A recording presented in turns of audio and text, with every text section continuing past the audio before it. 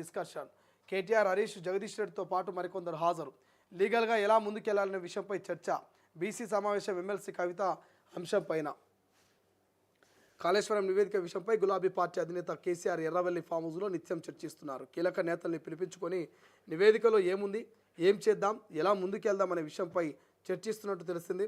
తాజాగా కేటీఆర్ హరీష్ రావు జగదీశ్వర్ రెడ్డితో పాటు మరికొందరు నేతలతో ఆదివారం ఆయన సమావేశమయ్యారు. ఇందులో ప్రధానంగా కాళేశ్వరం నివేదిక పైన చర్చ జరిగినట్టుగా సమాచారం.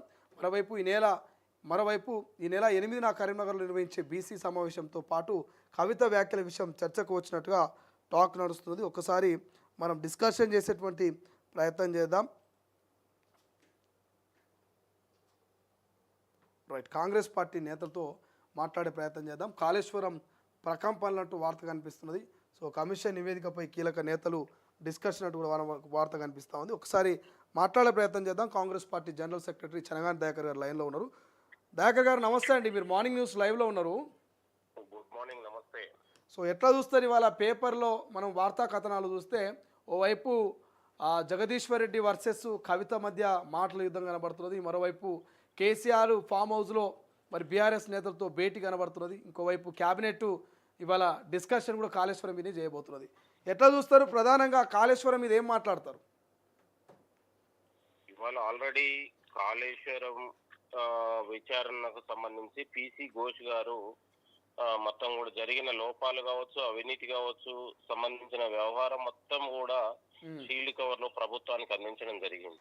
అంటే ముమ్మాటికి కేసీఆర్ తప్పిదాలతోనే కాళేశ్వరం కుంగుబాటు జరిగింది, అక్కడ అవినీతి జరిగింది, సరైన నాణ్యత లేకపోవడం, ఒక ప్రణాళిక లేకపోవడం, ఆర్థిక లోపాలతో పాటు అక్కడ ఉన్నటువంటి అవినీతి జరిగింది, అనేక ఉన్నటువంటి కారణాలతోని అక్కడ దానికి మంత్రులు కావచ్చు, కనీసం ఒక కేబినెట్ భేటీ లేకుండా తన సొంత నిర్ణయాలతోని దాదాపు 1,00,00,000 కోట్ల రూపాయల ఒక ప్రాజెక్టుని ఇవాళ అవినీతిమయం చేసినటువంటి పరిస్థితి. ఇప్పుడు 170 ఏళ్ల క్రితం మనము ఏదైతే నాగార్జున సాగర్ లాంటి ప్రాజెక్టు కడితే ఇప్పటి వరకు కూడా చెక్కు చెదరకుండా కొన్ని లక్షల ఎకరాలకు నీళ్లు అందించినటువంటి చరిత్ర ఉంది. అంటే ఒక ప్రాజెక్టు కట్టి 1,00,00,000 కోట్లు పెట్టి అంటే ప్రభుత్వ యంత్రాంగం మొత్తం దాదాపు 3 ఏళ్లుగా శ్రమించి కృషి చేస్తే కూడా దాని ఫలితం రాకముందే కళ్ళ ముందే 3 ఏళ్ల ముందే కుంగిపోవడం అనేది అత్యంత బాధాకరమైన సంఘటన. అంటే ఏమన్నా క్రిమినల్ చర్యలు తీసుకునే అవకాశం ఉందా కేసీఆర్ మీనో లేకపోతే హరీష్ రావు మీనో? గత పెద్దల మీద గట్టిగా ప్రభుత్వం ఏమైనా యాక్షన్ తీసుకునే ఛాన్స్ కనబడుతున్నదా? ప్రభుత్వం ఖచ్చితంగా అందరి అభిప్రాయాలతో పాటు ఎమ్మెల్యేల అభిప్రాయాలు, మంత్రుల అభిప్రాయాలు, ఇతర రాజకీయ నాయకుల అభిప్రాయాలు తీసుకొని అభిప్రాయ సేకరణ పెట్టి దానిపైన సమగ్ర విచారణ కూడా ప్రభుత్వం తీసుకొని తదుపరి చర్యలు ఎట్లా ఉంటాయనేది, ఖచ్చితంగా చర్యలు అనేది దాంట్లో డౌట్ లేదు, చర్యలు ఉంటాయి. దానికి సంబంధించినటువంటి అందరు బాధ్యుల పైన కూడా దానికి బాధ్యత వహించాల్సి వస్తుంది. కాబట్టి ఇంత అత్యున్నతగా ఒక chief justice, retired chief justice తోని మన పిసి ఘోష్ గారితో అత్యున్నతగా దీన్ని ఒక న్యాయబద్ధంగా చట్టబద్ధంగా చేయాలనే తప్ప ఎక్కడ కూడా రాజకీయ కక్ష సాధింపు చర్యలకు లేకుండా ఒక చట్టబద్ధంగా చేయాలనే ప్రభుత్వం ఇన్ని నెలలుగా దాని యొక్క పూర్తి సమాచారం ప్రభుత్వం తీసుకోబోతుంది. ఖచ్చితంగా చర్యలు ఉంటాయి, దాని బాధ్యులపై కూడా చర్యలు ఉంటాయి, అది ఎలాంటి ఉపేక్షించే పరిస్థితి ఉండదు. ఒకవైపు కవిత లాంటి అంశాలు ఏంటంటే కవిత యొక్క తన సొంత ఎజెండాతోని, సొంత నిర్ణయాలతోని దాని గురించి పెద్ద పట్టించుకోవాల్సిన ఒక బీసీ నేతగా ఏం చెప్తారు? 72 గంటల దీక్షకు కవిత ఇవాళ మొదలు పెట్టబోతున్నది. ఏమనిపిస్తుంది దీక్షను చూస్తుంటే, కవిత దీక్ష చూస్తే? కవిత దీక్ష పెద్ద జోక్గా మారిపోయింది.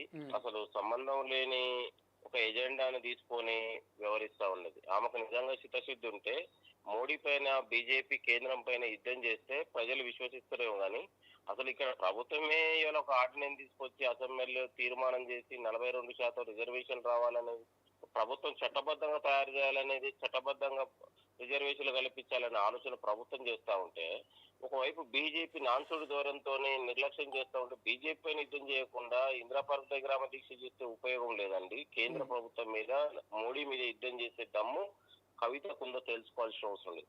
అసలు 10 ఏళ్ల పాటు అయ్యే ముఖ్యమంత్రిగా ఉన్నప్పుడు నోరు మీద పని కవితమ్మ ఇవాళ ఎందుకు బీసీల ఎజెండాను తీసుకొని వస్తుంది?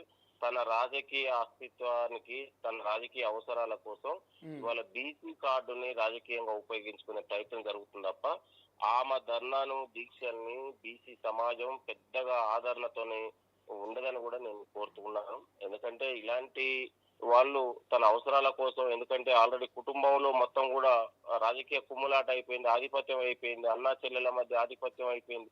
నువ్వు అనే దశలో ఈమెకు సొంత ఎజెండాను తయారు చేసి ఒక వర్గానికి దగ్గర కావాలనే ఆలోచన అంటే అది సాధ్యపడదు నేను అనేది. ఎందుకంటే మొదటి నుంచి ఉద్యమంలో ఉన్నావు, అధికారంలో ఉండి కూడా అనుభవించినప్పుడు నీకు ఇలాంటి సోయి లేనప్పుడు ఇప్పుడు ఎందుకు వచ్చింది సడన్లీ?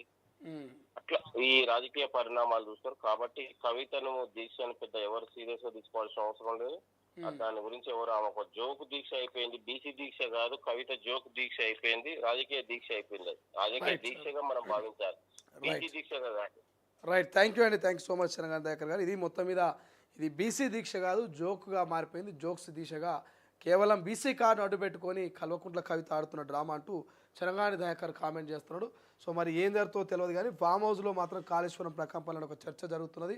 బట్ వైపు ఇటు ఆ జగదీశ్వర్ రెడ్డిని, కేటీఆర్ను, హరీష్ రావు లాంటి వాళ్ళని, మరి ముఖ్య నేతల్ని పిలుచుకొని కేసీఆర్ ఏమో ఫామ్ హౌస్లో డిస్కషన్ చేస్తూ ఉంటే కల్వకుంట్ల కవిత మేనము సొంత పార్టీ మీద, అన్న మీద, మరి కీలక నేతల మీద కామెంట్ చేస్తున్నది.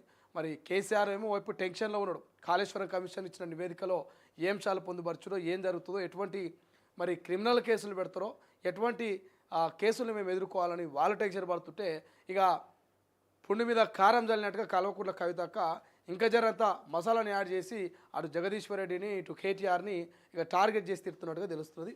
బట్ పెద్ద ఆయన కేసీఆర్ గట్టిగుండే కాబట్టి అన్ని తట్టుకొని నిలబడుతున్నాడు.